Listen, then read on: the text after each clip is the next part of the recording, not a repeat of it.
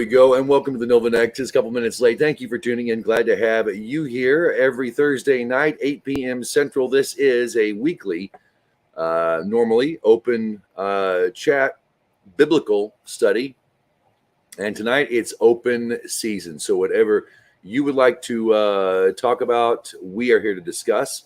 Check that link down in the description now. The view on Twitter, which we thank you for tuning in. We do get a lot of views on Twitter. I've yet to be able to find a way to get the link in with the live broadcast at the same time. So forgive me for that. I'll find a way to get that later on. But if you are watching on Facebook or YouTube, hit that link over there.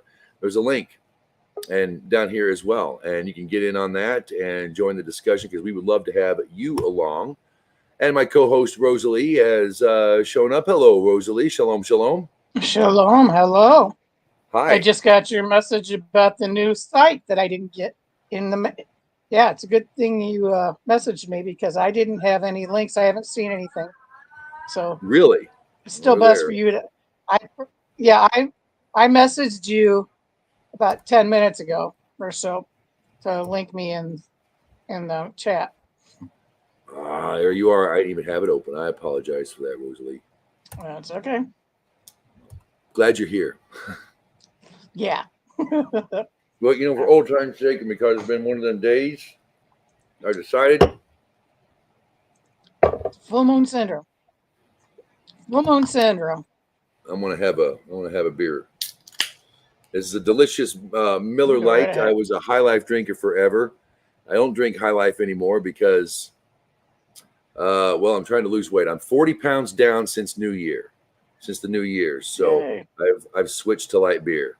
This is what getting old does to you. I'm starting to use cell phones more, plastic money, and light beer. So anyway, enjoy. I'm gonna, just in case you're thirsty out there, I don't want to tempt you or get you any more thirsty than you need to be. Always drink responsibly. There we go. Is that not gorgeous? Huh? And I just pop right there. It's Miller. So we've been pretty. It's not High Life. It's got to be better than High Life. No, it's Miller product. Rosalie always gives me flack about drinking Miller products. So we've got that going here. And of course, I was just mentioning how we are live and wanting to take your calls. So hit that link in the chat down below, and we'll try to figure out a way to get you working on Twitter as well. Once again, thank you for tuning in with us on Twitter. See, I can't figure it out. I get the confirmation that we have a live broadcast, but there it is. Hey, I finally found a way for us to show up. I'm going to put the link to this room right now in the Twitter description. Okay. And that way, if you're watching on Twitter and you want to join in the conversation, we're taking a chance. We're opening it up. So I'm going to put it as the very first comment in the description below. So it'll be a StreamYard link. Hit that. That'll get you right in the room. All you need is a microphone. But if you do have a camera, please be kind. We'd love to have you in here and talk biblical. Rosalie, what's on your mind? Anything in particular? Nope, I survived the day. Survived chemo this week, and it was a nice slow day. So I was happy. Restful. Glad you're surviving. Yes. One thing I want to get off my chest, and if I'm wrong here, correct me out there, but it's not really biblical. So I'm just going to start it off. It's did I go on about the Indians yet on the air? Have I mentioned? Okay, I did. I don't know. What about them? Well, just a little something, because there is an effort across the world, really, but a big one here in the States, to detach people from history. Particularly American history. And one of the great myths that is taught in school, that I was taught in school, and that is just pretty much accepted coast to coast, is that when Columbus showed up in America, he thought he was in India, therefore he called the people Indians. And I got into another argument today with a guy. And it's just something, if I say American Indian, I'm always getting corrected. National Or no, was it? No, Native American. Native American. We don't Native say Americans, Indian yes. anymore because that was a mistake. Well, if you look in any of Columbus's journals, not once did he call them Indians, ever. Nor did he think that he was in India. Not one time is that ever written. Right. Everyone knew what India was. India was a pretty happening place back then. It also wasn't called Yeah. India. India didn't exist until the 1850s, I think, 1860s, something around in there with the English Civil War and all that. About I that don't era, know. yeah, there was no India. There was no such place as India. No one called it India. It was Hindustan and a few others. He didn't, we Americans had that name first. That's ours.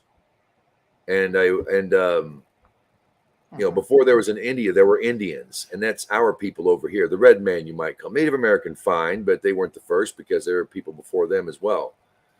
But the folks we know as That's right. Indians, the Cherokee, the Apache, the Shawnee, the Pawnee, the Delaware, Nez Perce, all these are Indians. It's on all our treaties.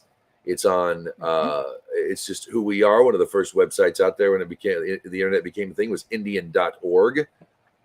It's just what Indians call each other Indians. It's still the Indians, here in Wichita and Kansas, the Indian Center at Cowtown Museum in Cowtown. So that's ours. And when people tell you otherwise, just look for a map of 1492. You won't find India once anywhere on there.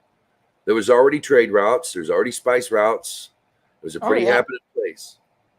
So when they say you can't say Indian and we don't like it because, or when they say, oh, no, they're not Indians, they're Native Americans. The Indians are over here. Now, that's great, folks from India. You are Indians, fine. That's, but we had the name first. And I don't think anybody from India or of Indian descent over there, Hindi descent, ever protest our Native Americans being called Indians. I don't think that's ever been come up. I can't remember. I can't.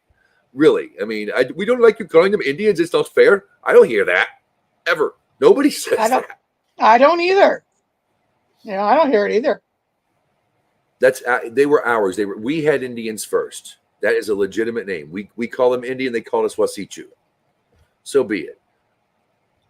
Now, for folks outside the United States of America and those inside the United States of America who are guilty white liberals, I just want to remind you of something. There's a phrase we have in the United States, and it's common to us and us only, where when you give something to somebody and say as a gift or whatever, you give and then you take it back as your own. Indian giver.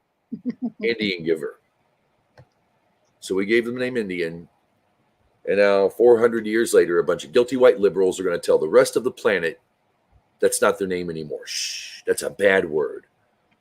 They screw up history. They screw up world history. They screw up American history. They completely remove culture and detach people from what actually happened, who these people are, and where they came from and where we came from as a people. So I just wanted to get that out there on air. I've been talking about it online. I even made a Facebook post on it, so I had to get that out there. Not exactly biblical, but a transition is I often find myself very sympathetic to the Indian nations as I do the nation of Israel. When it comes to getting their homeland back, right? So there's a lovely transition. We can go from there. Well, almost a lot of the native born here in the United States are possibly one of the 12 tribes. I've heard that. With the Cherokees having Semitic bloodlines, for DNA. I mean, if you do like a DNA workup and all that, a lot of the Cherokee nation has been coming up with Israeli, with Jewish bloodlines.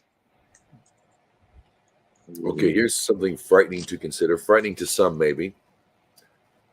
Columbus, after here, since we're talking about that, Columbus actually ferried Jews after his trips for the throne. The few times he came back over here, he was ferrying Jews to the New World to avoid the yes, he was, the Inquisition, because they were getting kicked out. They said you either convert or die or leave. Yeah. And it wasn't a nice death either. No. So I just wonder if some of that lineage might have come from those early settlers of North America. Possibly. People don't really get the Jews, do they? I mean, you and me being non-Jews from, wonderful non-Jewish families, but no one really gets them, do they? I mean, non-Jews don't ever get it. No, because they're not taught to.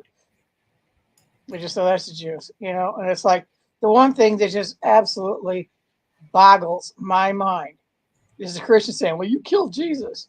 The Jews killed Jesus. Well, number one, Jesus was a Jew. Am I right or am I right? Yep. Okay, yeah. So if a Jew wants to kill another Jew, there's a reason for it, and they have to go to court, and there has to be more than one person to do anything. So, and they had a whole bunch of people there. It's not like it was done in private, because everything the Jews do is done in big crowds. Take Mount Sinai, and it goes, this is the giving of the Torah. There you go. Here's your biggest outdoor amphitheater ever. 6.3 million Jews plus. Can't be wrong.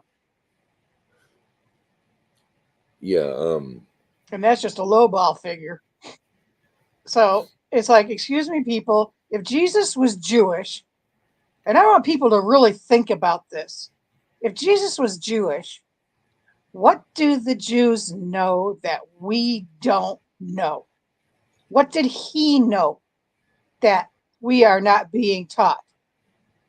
That's something you really, really need to take in consideration. Because Jesus didn't follow Jesus. Okay? What did Jesus know that you don't know? No, he did not. He didn't tell his disciples to pray to Jesus either. Exactly. So, you know what? It's like, those are some really serious, hard questions you really need to ask yourself. Jews took him down off the cross. Yes, right. Because he couldn't hang up there for Shabbat, and they took him down. Jews. Couldn't hang over the weekend for Shabbat. Yep. All his disciples were Jewish. Most of the people he talked to were Jewish. I mean, what do you give unto Caesar what's Caesar's? In other words, take back what's yours, Israel. Yeah. Uh-huh. Yeah. And I got news for you. Jews don't nail people to wood. No. No, there are 3 ways you can execute in Torah: strangulation, stoning, which is being thrown off a cliff, basically, and then pelted with stones if you're still alive, or beheading. And that's it. There's no torture. You're not allowed to torture. And you certainly don't hang them up on a cross. And you don't give it over to mob rule. That's not a trial. There was no trial. The one time in all of Roman history they decided an execution will be determined by the mob. Never happened once before. Never happened again. There was ever Passover pardoning. That's never once in Roman history either. So you can believe what you want to believe about all that, but yeah, that wasn't a Jewish execution. That was a Roman execution for sedition. Mm-hmm. You might as well give the definition for sedition. Sedition, speaking against your country. Starting an uprising against Rome. There you go. And it wasn't that he wanted to kill the Roman Empire. He just wanted them out of the Holy Land because they were abusing the place. That wouldn't be the first time either, would it? No. Okay, are we done? We done with the subject now? we can talk about everything. A post that Gav made on Facebook. I want to read that because he made it a public post. Real quick, this has kind of sort of what to do with Kanye West and the bit. It's like every few years they just got to stir this stuff up. And they're stirring it up, and Gav made a really good point because everybody, and I've even gotten into talk about the business practices, the banking and all that, and the evil banking and good at finance. There it is. There's my man. Gav doesn't get here too much. It's he's still sleeping in the state of Israel, but we'll pass on some Gav wisdom here. Haters say the Jews are too good at finance.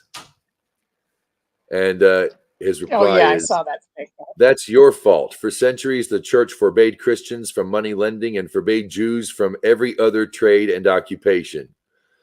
We got good at finance out of necessity." Haters will say, "The Jews are too clever and intelligent." Sorry, I can't do it. Mhm. The Jews are too clever and intelligent.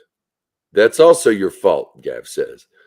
The Jews who figured out clever strategies for survival in the face of massacres, crusades, pogroms, and the Inquisition and the Shoah were the Jews who got to procreate and pass on their genes. The smarter Jews had a better chance at survival.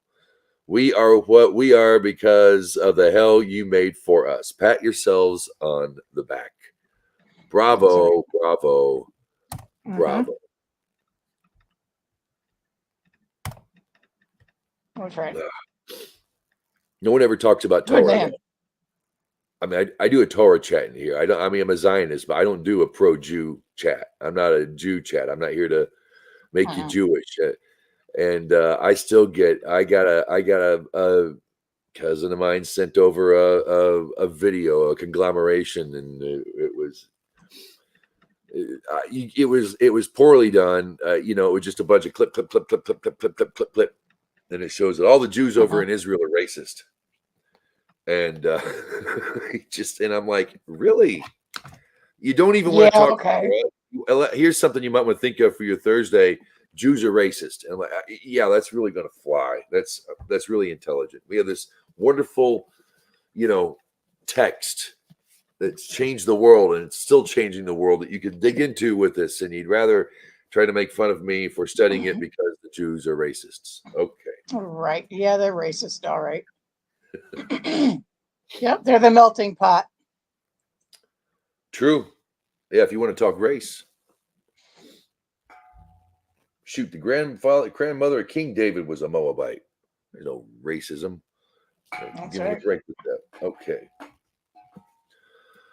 Well, if you're watching out there, Bathsheba was black. Huh? Bathsheba was black. Yes, I guess she was. Yeah, the Queen of Sheba. King Solomon was part black. Oh man, wisest man in the world. Yep. Yeah, it's funny, all the left wingers are, Jesus was brown. That was a big thing that came out when Biden got elected, and all that bit from when he brought the PLO back into Washington D.C. and gave Iran $14 billion, and the next thing you know, Israel's getting shelled, and just the things that came out of people's mouth. What was it? I lost track. Black Israelite stuff. My wife isn't here, so the kids are here alone. Okay, she's playing her video game. I heard crashing and smashing in there. Well, I was talking about something important, but maybe I'll just shut up and read some Parsha. What was I saying? I don't remember, Rosalie. Maybe you should say something intelligent. No. I'm chemo brain. We are in Vayeshlik, the Torah reading for this week. Yes. Which is pretty interesting. Oh, if you get a chance, anybody gets to hear Rabbi Reuven, Yaron Reuven's anything he did this week, it was full of good stuff. He really does. When he does the Torah portions, when he links into them, he gets into them really good. And he did this week.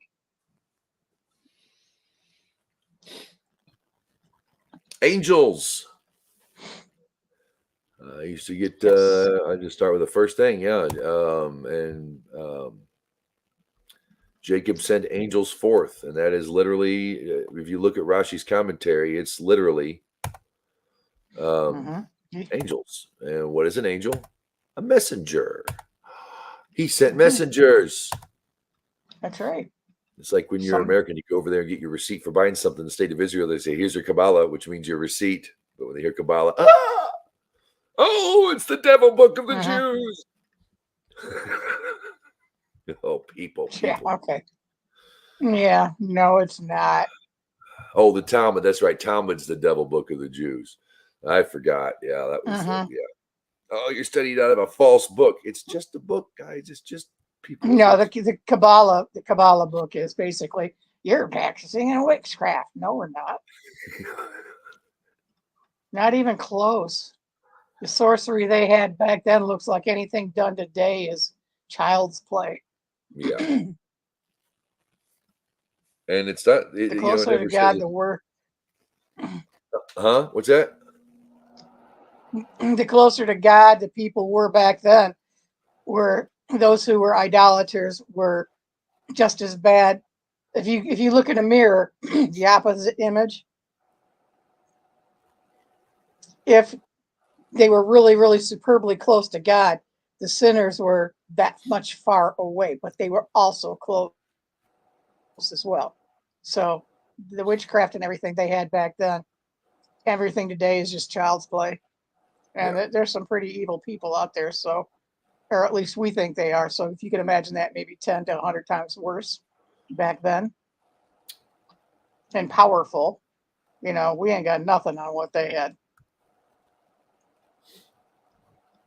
Now, when you say closer to God, you mean as in, isn't we were a stronger, more condensed, hardier? When you get closer we to are divinity, so far removed from God that, right, the closer to divinity you are, the stronger the powers are, good and bad. it's words. That's the power of when you got your spells need material components, whatever. There's no such thing in Judaism, but there are words, and that's very powerful.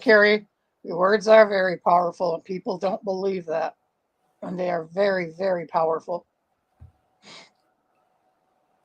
I've had to learn to hold my tongue on a lot of stuff. If people knew that they could only say yeah, if people knew that they could only say X amount of words for their lifetime, a lot of them would shut up. Wouldn't that be nice? Yeah. Wouldn't that be nice? Let's see. We're in it's Genesis 32, isn't it? Verse 4? I have Genesis 32, 4 through 33, 34. Keep scrolling. 35. They're small chapters. Yeah, they are. 36. Yeah, they're small chapters. Yep, through 36:43.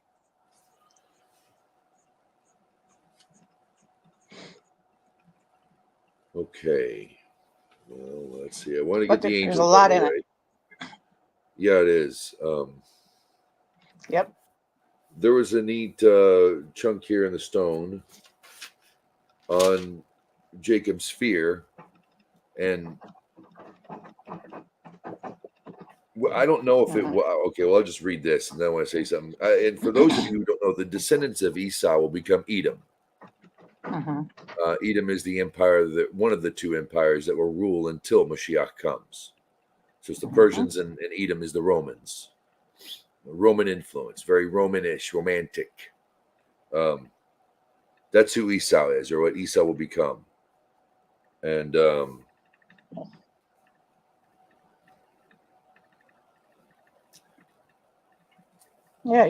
lot of people don't know.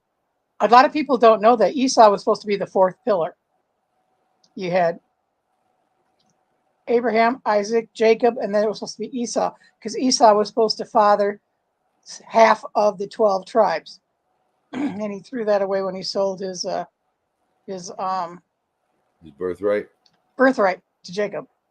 Yep.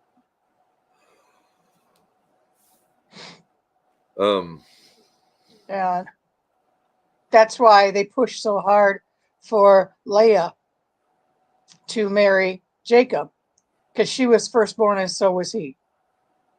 Even though he wasn't, he bought the birthright. So that technically made them both firstborn. And so because she was supposed to marry Esau, because he was the firstborn until he sold his birthright. And so that's why Leah and Jacob got married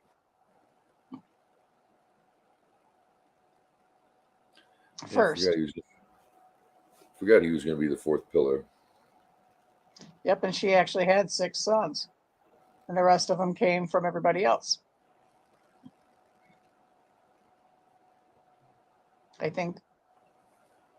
Now, I'm not sure. I'm looking at here.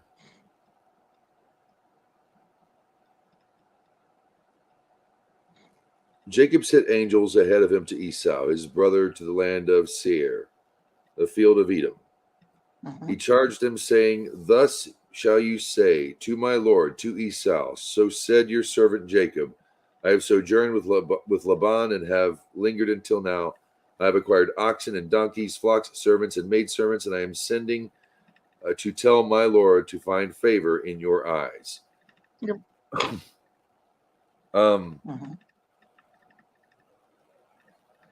You know, it says here that he was planning to attack, that Esau was planning to attack Jacob. Is this? I'm not sure I see that in the text. I get it in the commentary.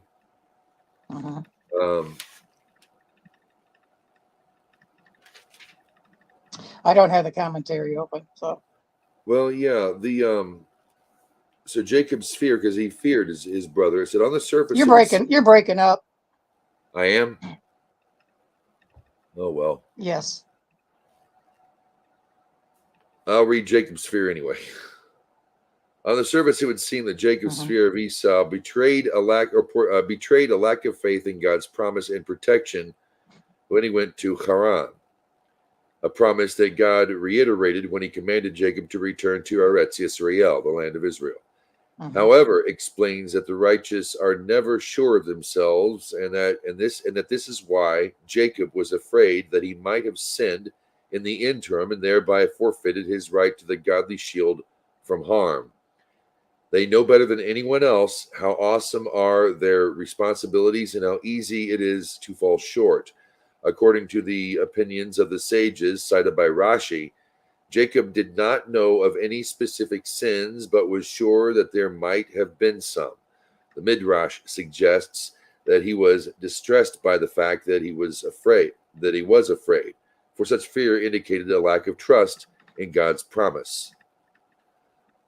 Others comment that the sin that concerned him was his approach to Esau, his archenemy, for as noted above, the Midrash cites that as an error. He might have felt that he was at fault in sealing a covenant with Laban, or it may have been his failure to honor his parents for 20 years that troubled him.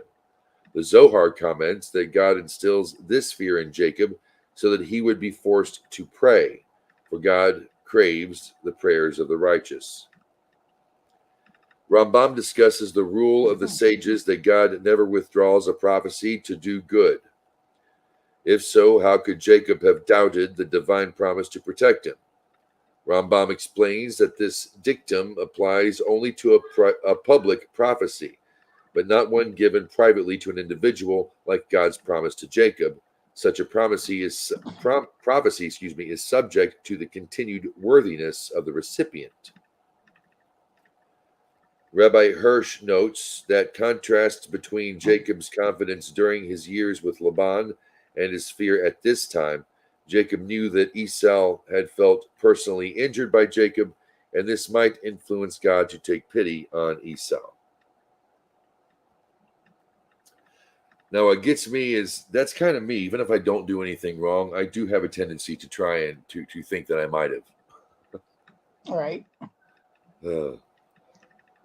I'm not so sure Esau, because Esau didn't need anything from Jacob.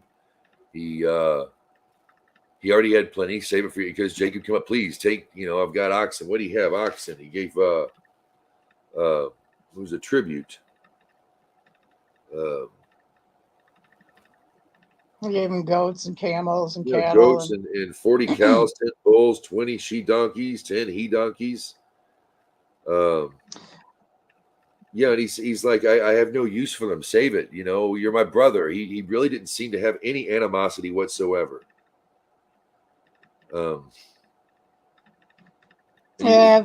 See, that's just it. He's being kind to his enemy. So you'll notice that it says here, like in 7, in the verse that I've got, it says, the angels returned to Jacob saying, we came to your brother, to Esau. And you will also see Jacob praying, please save me from my brother, from Esau. Because even though he is his brother, he's still his biggest enemy and hater. Esau still hates he still hates him. So it's a cautionary thing, and he's trying to feel out what's going on. And plus it's buying him time in case he's putting space between himself and his camps and his family. That's how I looked at it. Wasn't Esau calling him my lord, and the other one was calling him your servant? I mean, they were just complimenting each other. On the text, that's just me. I mean, I get why the sages say what they did, but Esau ran toward him, embraced him, fell on his neck, and kissed him, and they wept. Mm-hmm. I mean, was he coming with anger in his heart, and when he got there, he felt, he got soft? I don't know. Either that or it could have been a farce. He didn't know. I mean, actors are actors. And it's like they say, keep your friends close, but your enemies closer.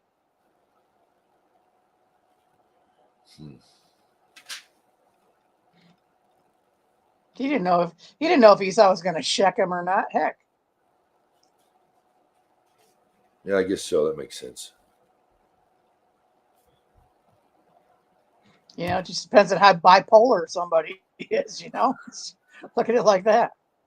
1 minute you're this way, the next minute, you're smiling, and you got blood dripping from your hands. Who knows? Yeah. I try to be an optimist because, I like I would like to believe, there was a moment of clarity, a good day to remember between the two. Mm-hmm. Well, okay, like in 12, verse 12, it says, now deliver me from the hand of my brother, from the hand of Esau. Okay, my brother, my enemy. For I am afraid of him, lest he come and strike me, and strike a mother with children. So there's that, which you should look at, like what I just said. So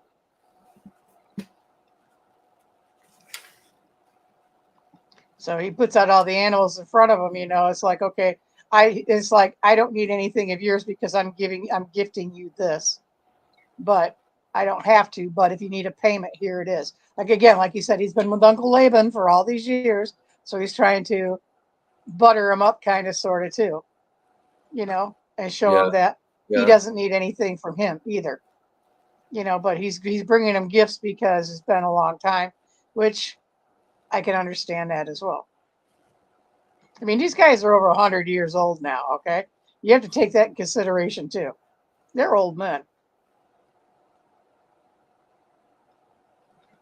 I mean, what we were saying, like, Jacob was like 86 or 84 when he started having those kids for the 12 tribes.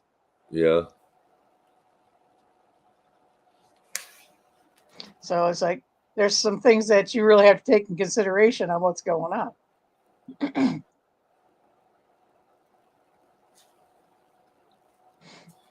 Mm-hmm.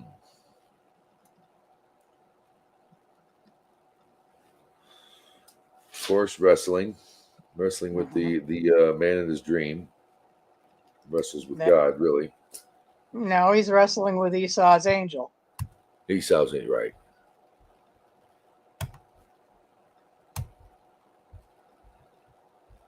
One who struggles with God. And he kicks his butt. Yes. But that sciatica. Mm-hmm. Yeah, buddy. Know all about that. Yeah, me too. That's why you're not supposed to eat a limb off of a live animal. And you can't eat anything with sinew in it. Yep.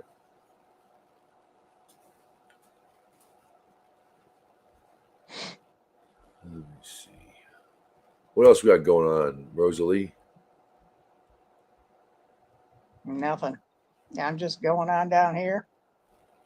I'm down to 33, just checking it all out. Sukkot.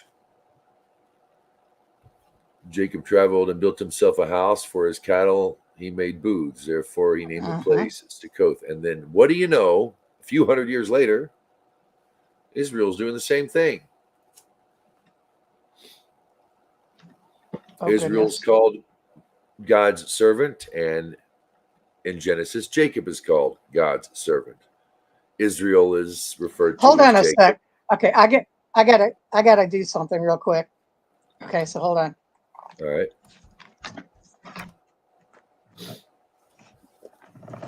What's going on?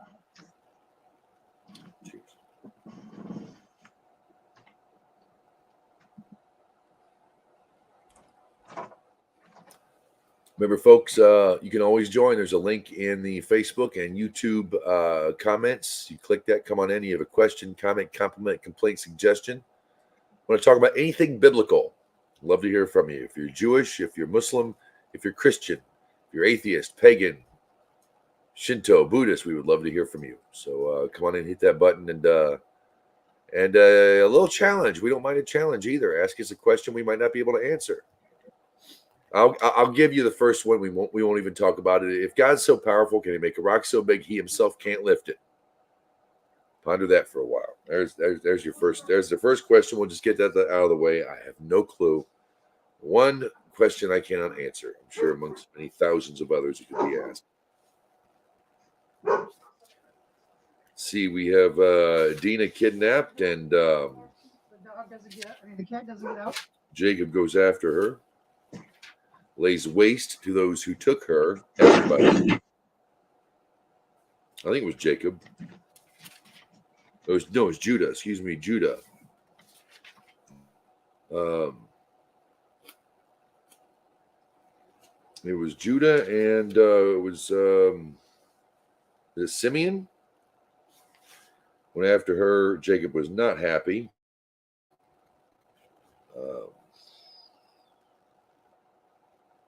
And where's my eyeballs? Where did I put my eyeballs? I just took them down. And of course, I have the room dark for effect. And then when I don't need the dark. Okay. Something here I wanted to look up. I thought was interesting. Let's see.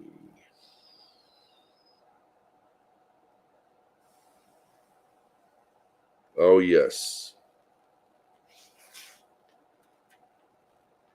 Give the descendants of both Jacob and then Esau.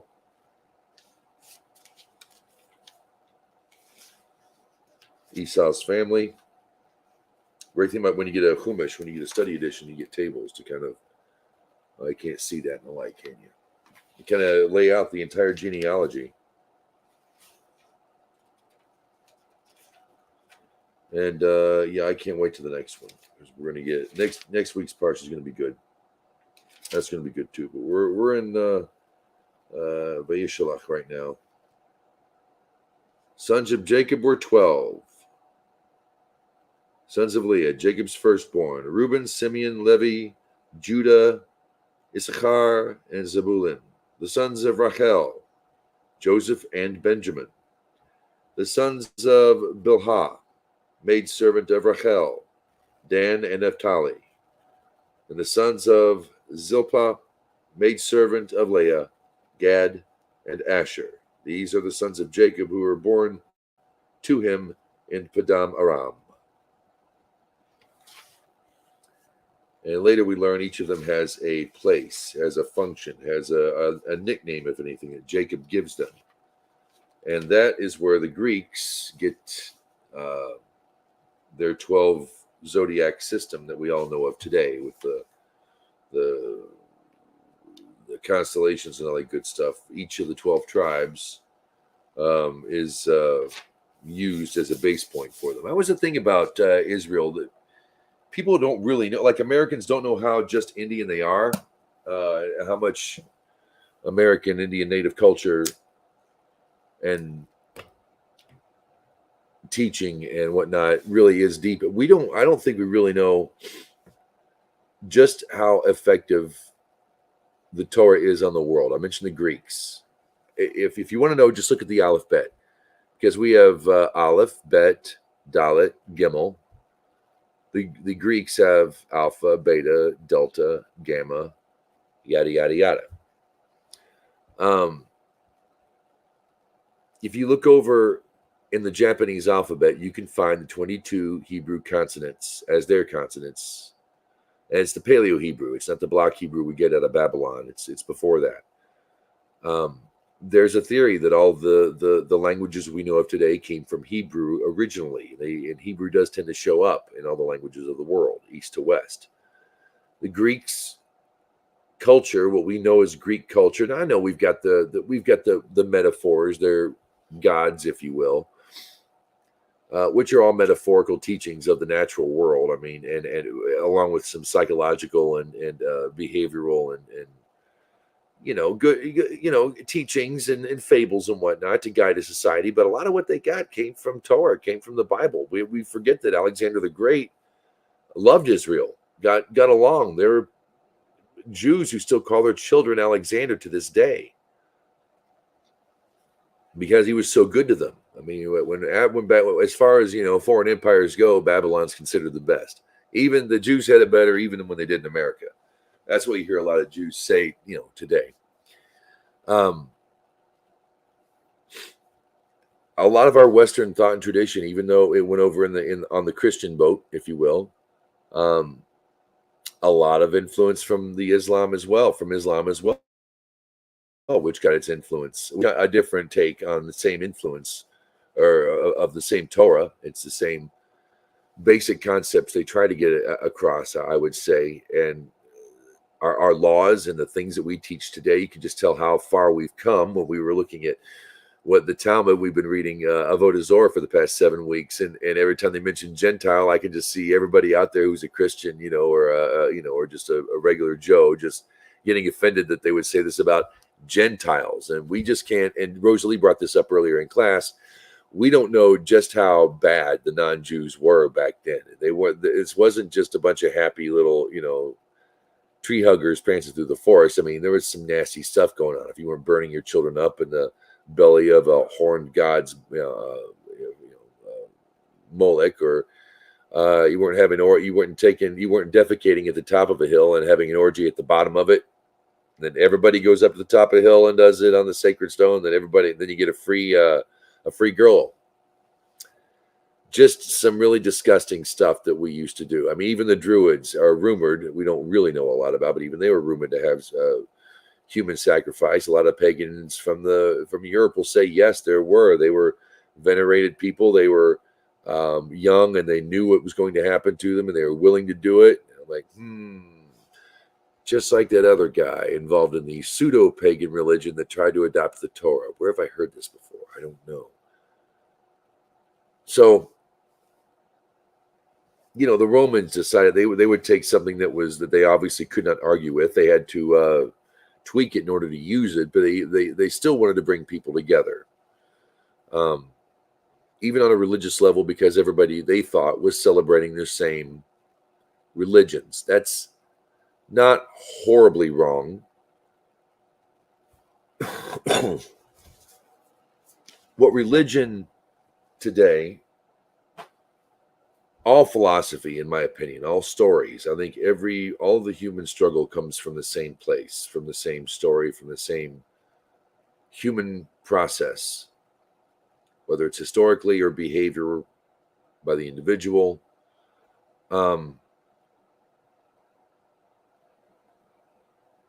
You've heard it before. We're all seeing the same thing, but from different areas. What people are beginning to learn now, thanks to the internet, thanks to the freedom that people have to look beyond what their religion says or what their school says or what their government says. You know, people can read what they want. They can look up what they want. They've got ready access to a lot of things. Jews just happen to be living in the area. There's probably a Jew near you that could talk Torah with you, and they would love to. As Lewis Black would say, if the price is right. I'm kidding.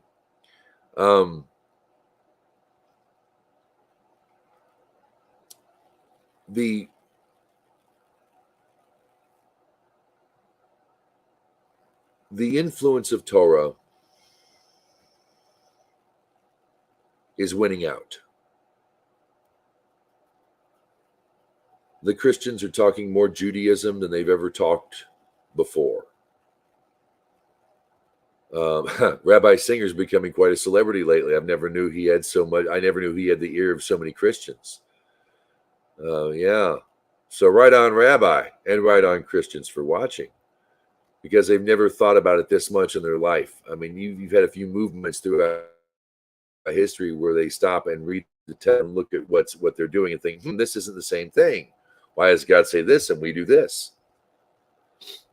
So, you know, things are changing, and we're beginning to realize now just where a lot of our philosophy of equality, equal protection under the law, each person being an individual, sacred thing. These are all biblical concepts from 3,500 years ago. And I love the founders, but they weren't nothing. No matter even what Rome tried to do and all the subjugation they want to do throughout the world, they just couldn't get past the word. They just couldn't get past the Torah. And that's what's selling the world. You can say what you want about the Jewish people because they're people. I hate to disappoint you. They're only people. Good people. I'm a big fan of their. I'm a big fan of their Torah. I'm a big fan of the God that freed them from Egypt. He's freed me on a number of occasions. So, it's changing now. And we're realizing and it's not even about the Jewish people, really. I understand their place, and especially when it comes to what the Torah says. But in the end, it's really about the Torah. It's really about God. It's really about where we come from, where we're going, and how we can make the journey better for you, your family, your community, and your world. So Dennis Prager's Deuteronomy is coming in. I can't wait to get it. I'm going to suggest it ahead of time to anybody.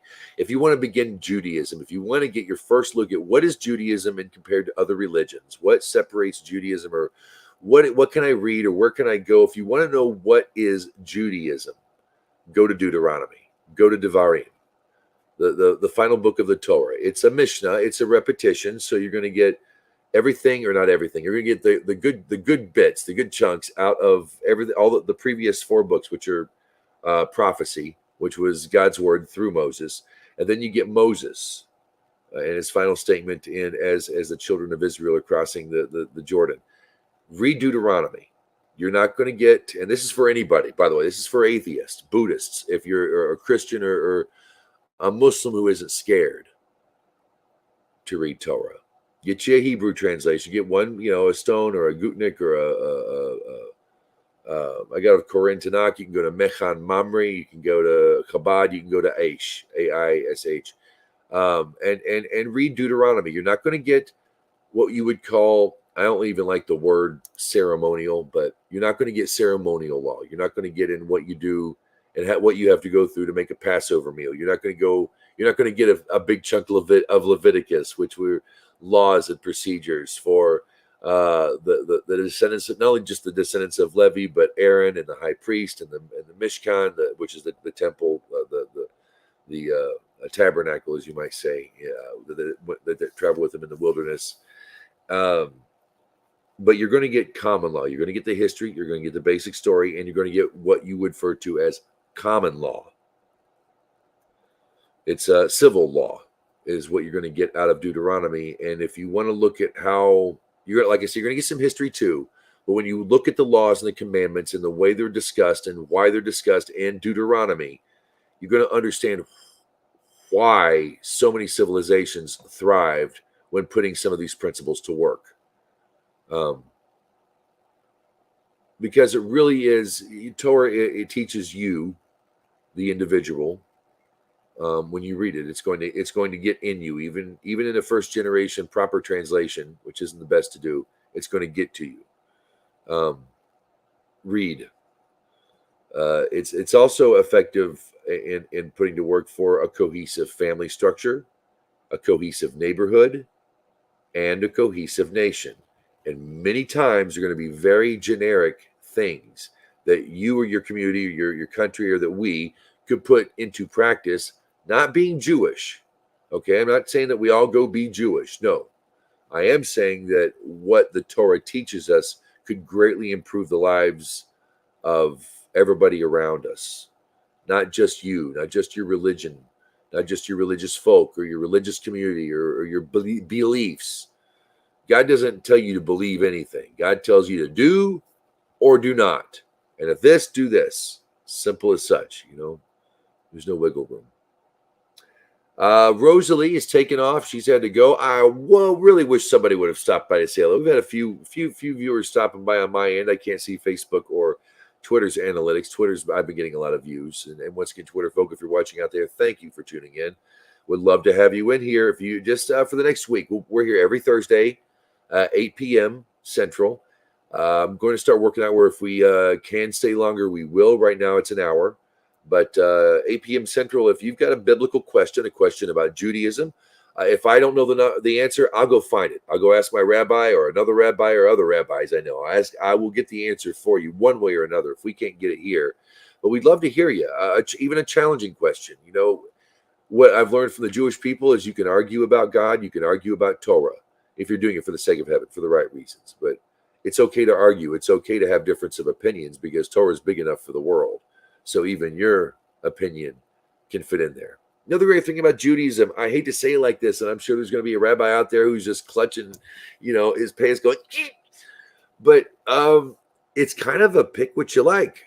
There's something in Judaism for everybody. And the whole of Judaism is not for everybody, but there's something in there for everybody. There is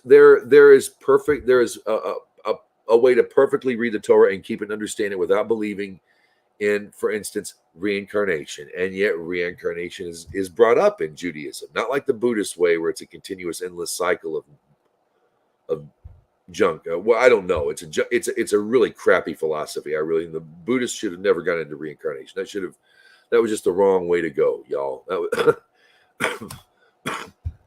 I get it in the tale of Buddha and the donkey and the goat and the sacrifice, and the guy who's offering it was a king, and he sees the goat laughing. Why are you laughing? I'm about to slaughter you. And the donkey or the goat looks at him and says, because I was once a king who offered a donkey at one time.